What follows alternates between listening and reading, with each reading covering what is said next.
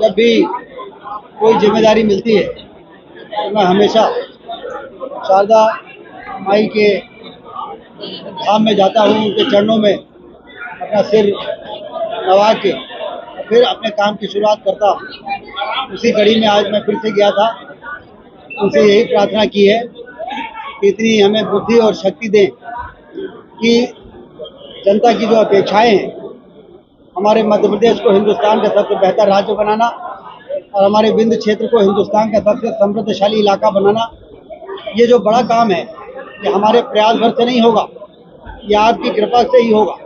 इसलिए शारदा माई से ये मांग हमने की है।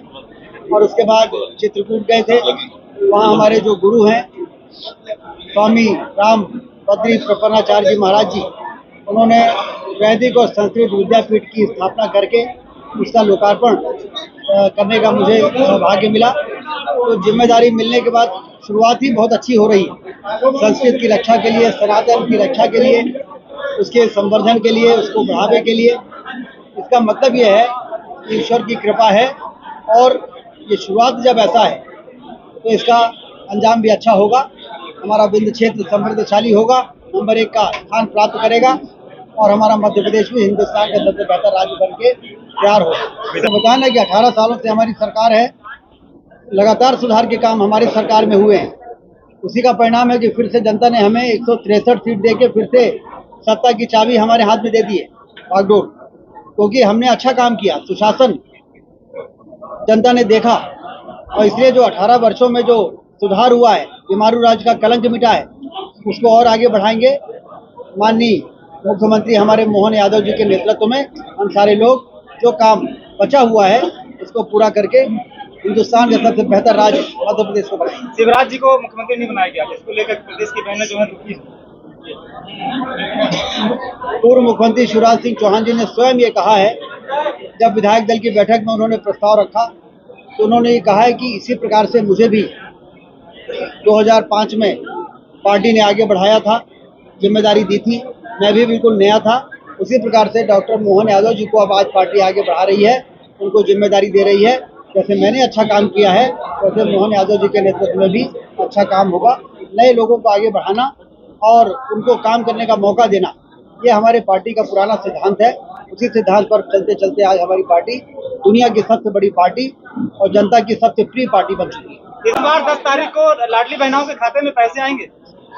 बिल्कुल आएंगे, ऐसा सवाल ही खड़ा होना चाहिए, क्यों नहीं आएंगे। देखिए, मोदी जी के नेतृत्व में तो 400 से ज्यादा सीट इस बार आ रही, हम नहीं कह रहे, जमाला कह रहा है, पूरा देश कह रहा है, चुनाव का इंतजार हो रहा है। मोदी जी को तीसरी बार प्रधानमंत्री बना के भारत को दुनिया में विश्व गुरु के स्थान पर इसके करीब मोदी जी ने पहुंचा दिया है। इसको लक्ष्य तक पहुंचाना ये सारा देश समझ रहा है और चुनाव का इंतजार कर रहा है। प्रदेश में ऐसी कई घटनाएं हुई हैं जहां बोरवेल में बच्चे गिर जाते हैं, उनकी मौतें हो जाती हैं, उसके लिए क्या कदम उठाएंगे? देखिए, दुर्घटनाएं होती हैं, लेकिन दुर्घटनाओं का जिस प्रकार से समाधान हमारी पार्टी की सरकारें निकालती हैं। अभी देखिए, आप सुरंग में 41 लोगों की जान खतरे में आ गई थी जम्मू कश्मीर में, और कितनी वो उत्तराखंड में, और कितनी कुशलता के साथ 41 लोगों की जान को बचाया गया है। कितने दिन तक वो अंदर रहे, उनको ऑक्सीजन भेजी गई, उनको भोजन भेजा गया, उनकी व्यवस्थाएं की गई, और जब तक व्यवस्था नहीं हो गई उनकी जिंदगी बची रहे इसका इंतजाम किया गया। तो रेस्क्यू ऑपरेशन जितना बेहतर तरीके से भारतीय जनता पार्टी के शासन में होता है, इसके पहले ऐसा कभी देखने को नहीं मिला है। मंत्रिमंडल गठन को लेकर जो कयास लगाया जा रहा है, कितने विंध्य से कितने मंत्री तय किए जाएंगे? यही पर एक ऐसा सवाल है जिसका जवाब मेरे पास नहीं, क्योंकि केंद्रीय नेतृत्व तय करेगा, वरिष्ठ नेता तय करेंगे, मंत्रिमंडल मुझे नहीं तय करना। मुझे तो मंत्री बना दिया, उप मुख्यमंत्री बना दिया, बस इतना काम मेरा है। मैं वहाँ ताक झाक थोड़ी करता हूँ जब कौन बनना है कौन नहीं बनना। देखिए, कल ही हमने मंत्रालय में बैठक की है, 3 मुद्दों पर हमने बैठक की है, सभी अधिकारियों को बुलाया था। एक तो हमारी सीधी से सिंगरौली की रोड हमें 2 महीने में 2 लेन चाहिए, ये मैंने बोला। सतना में बरगी का नर्मदा जी का पानी, बरगी परियोजना में कब पानी पहुंचेगा, ये मैंने जांच पड़ताल की है। 1 घंटे बैठक लिया और ये निष्कर्ष पे पहुंचे हैं कि बरगी का पानी 1,85,000 हेक्टेयर में सतना जिले में अगले रबी में, जब गेहूं की खेती का समय आएगा और किसानों को पानी की आवश्यकता पड़ेगी, तो सतना जिले के किसान ट्यूबवेल के पानी से सिंचाई नहीं करेंगे, नर्मदा मैया के पानी से उनका अभिषेक होगा। तीसरा काम, रीवा में बाढ़ सागर में 3 लाख एकड़ में पानी पहुंच चुका है। बहुती नहर में परेशानी है, तो बहुती नहर का भी कल हमने मंत्रालय में बैठक ली, कल शाम को कलेक्ट्रेट में बैठक ले रहे हैं। सारे ठेकेदार, सारे इंजीनियरों को बुलाए हैं, भोपाल से भी अधिकारी आ रहे हैं और एक एक बिंदु पर चर्चा करके और 3 लाख एकड़ से 1.5 साल में 6 लाख एकड़ में पानी पहुंचा देंगे और 5 सालों में मऊगंज जिले को मिलाकर 9 लाख एकड़ में पानी पहुंचाने की व्यवस्था की जाएगी। उस पर मैंने काम शुरू कर दिया है। नहीं, देखिए, ये नियम तो पहले से ही है, फूड सेफ्टी के अंतर्गत मांस और मदिरा वाला भी पहले से ही है, सिर्फ उसको कड़ाई से लागू करने के लिए कहा गया है कि खुले में मांस तो ये खराब लगता है ना, ऐसा टंगा हुआ है, जनता को तकलीफ होती है।